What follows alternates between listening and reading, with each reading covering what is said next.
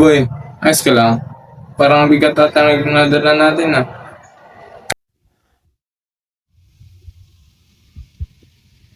Ayos naman. Pagod lang sa Liverpool. Problema sa pa. Dalami tayo eh. Dapat laging makapawin.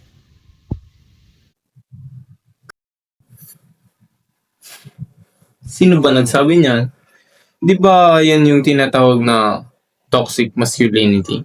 Na kapag lalaki, bawal umiyak, bawal masaktan, o di naman kaya bawal daw mapagod? Oo nga eh. Nakaka-frustrate lang. Na-realize ko na yung mga lalaki nahihirapan talaga maglabas ng nararamdaman. Kasi ganyan na nakikita natin pag bata tayo.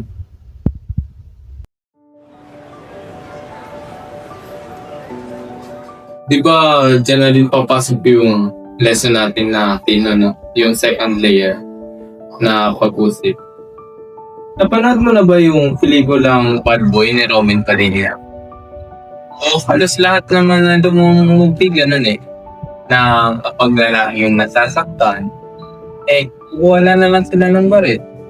Magwawala. O manununtok na lang ng kung sino-sino, di ba? Pinapayagan silang maging violente at magalit. Pero, hira sila bigyan ng eksenang malungkot lang na walang halong karahasan. Tama.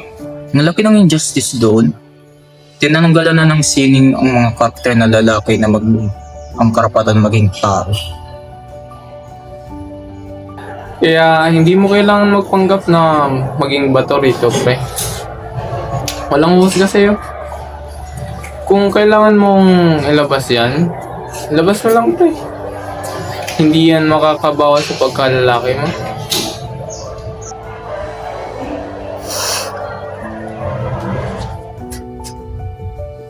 Salamat, pre. Bigat mo talaga. Kala ko kailangan mo kaya lahat mag-isa. Kasi nga, lalaki ako. Okay lang yan, pre. Hayap mo lang. Nandito lang kami.